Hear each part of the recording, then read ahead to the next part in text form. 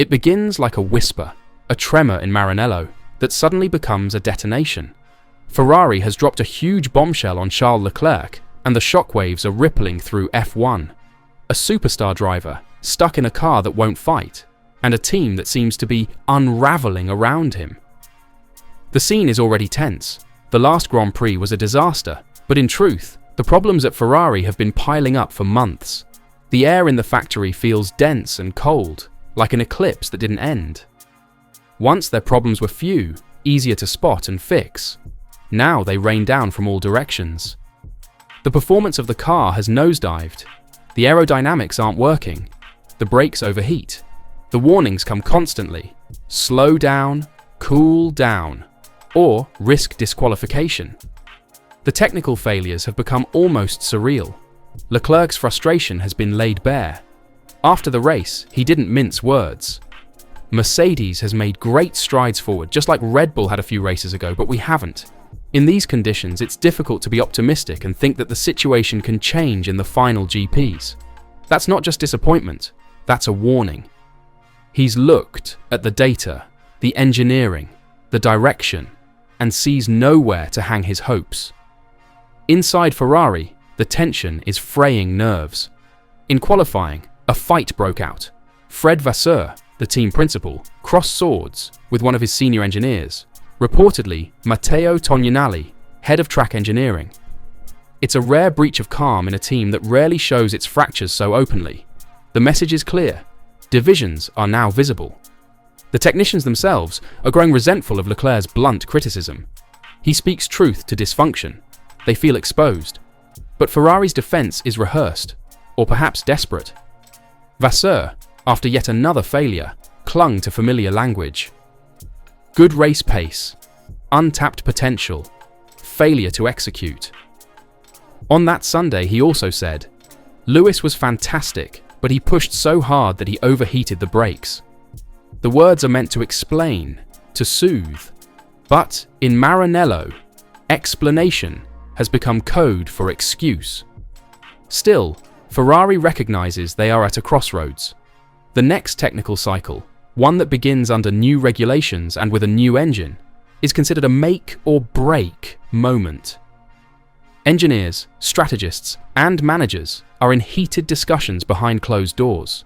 They know that Leclerc cannot anchor his career forever to a failing program. His entourage is openly exploring options.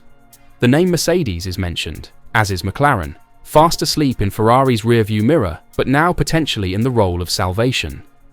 Nicolas Tot, Leclerc's manager, has been candid. In a recent interview, he said, "A lot of drivers are waiting to see how well each team will have worked and how good their car will be. To say, I want to stay in my team, or I want to go to another team because they are doing a better job." Charles is one of the best talent of his generation. He's not a baby anymore. Of course, I think that we still need to have a winning car. Today, we have a good car, but not enough to win the title. We hope it will happen, and we hope next year Ferrari will have a very good car with the new regulations. That is not loyalty speaking. That is patience wearing thin. In public, Leclerc continues to press forward, pushing the car hard, extracting what little pace remains. But privately, his silence speaks volumes. At 27, entering what many consider his prime years, he's past the point of blind faith. He's seen what the grid can offer, drivers switching teams, championships won elsewhere. And he knows the time window is narrow. If Ferrari cannot emerge as a true contender under the new rules, Leclerc may decide he has to leave. For now, he continues to fulfill his duties. He still wears the prancing horse. But the bond is strained, fraying. Ferrari is now designing the car that might carry it for 5 years. In that gamble lies their greatest risk.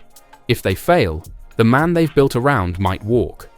The whispers behind the walls have become louder. The corridors of Maranello are charged with anxiety, and technicians who once believed in the culture are now questioning it.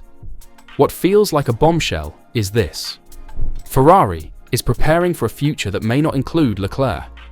He is being framed as central to their plans, and yet their actions suggest he might be dispensable if things go wrong. The rest of the grid watches, waiting. The choices made in the next 12 months might not just decide a championship. They might decide loyalty, identity, legacy. Leclerc's patience, so far immense, is not infinite. He's stuck at the center of a story Ferrari is writing, but it could be a story that ends without him. The brutal irony? Charles Leclerc has never wanted to leave Ferrari. Since he was a teenager in the Ferrari Driver Academy, he's dreamed of leading the red team back to glory. He didn't want to just drive for Ferrari, he wanted to win for Ferrari. And yet, here he is, 8 race wins in, 0 title fights, and a career slowly slipping through his fingers. This isn't about loyalty anymore, it's about survival. At the Singapore Grand Prix, Ferrari weren't even racing the frontrunners.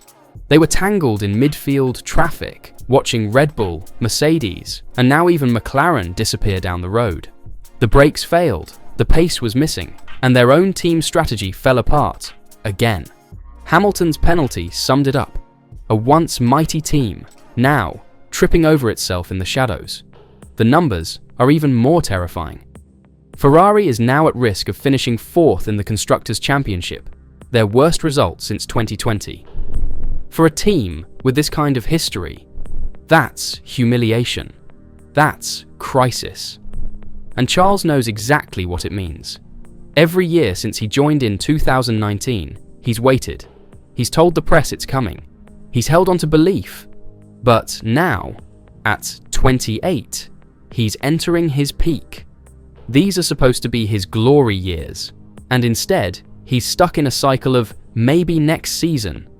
His manager, Nicholas Tott, put it bluntly. We still need to have a winning car. No more dodging, no more spin, just cold, hard truth. They don't have what it takes, not yet. And if 2026 doesn't start with a bang, it could be the end of this long, painful love story. There's another layer to this bombshell. Ferrari's track record when the rules change is abysmal. In 2014, when the hybrid era began, they were caught completely unprepared. In 2022, they started strong, only to watch Red Bull sail past by mid-season. Development, updates, long-term vision, it's all been inconsistent. Now, with another massive regulation shift in 2026, there's no room for error. New engines, new aero rules, a new era of Formula One, the kind that can shape dynasties or kill them. And Charles Leclerc knows it. He's watched Verstappen capitalize on Red Bull's dominance. He's seen McLaren claw their way back to the top. And he's smart enough to know that being in the right car at the right time is everything. In F1, talent means nothing without timing. And here's the real twist. The rest of the grid knows he might be available. If Leclerc decides to walk, there will be no shortage of teams begging for his signature. McLaren could pounce if their current lineup breaks apart. Mercedes may need a long-term replacement plan. And if Verstappen ever walks from Red Bull, don't think for a second they wouldn't want Charles in that seat. Ferrari is gambling on 2026, and they know it. Lose Leclerc, and they lose more than a driver. They lose a symbol, a star they built their future around, and replacing him, nearly impossible. Drivers like Charles don't come around often. His qualifying speed is world-class. His racecraft, sharper every year. He's not a future champion anymore. He's a champion in waiting. But he's done waiting. The pressure at Ferrari is suffocating. Strategy mistakes, technical failures, a revolving door of blame. And through it all, Charles has kept pushing. But his silence lately, it's loud, it's dangerous. And it might be the calm before the storm. Because come 2026, Ferrari gets one shot. One chance to show him, and the world, that they can finally build a championship car. If they don't, Charles Leclerc will leave. And that exit won't just break hearts in Italy, it'll mark the end of an era. Imagine it, Leclerc in papaya orange, racing for McLaren, or silver, reborn with Mercedes, or even alongside Max in a Red Bull civil war. The possibilities are endless, and maybe that's the scariest part for Ferrari. This isn't just a story about a car, it's a story about belief, about identity, about whether Ferrari can still be the team it claims to be.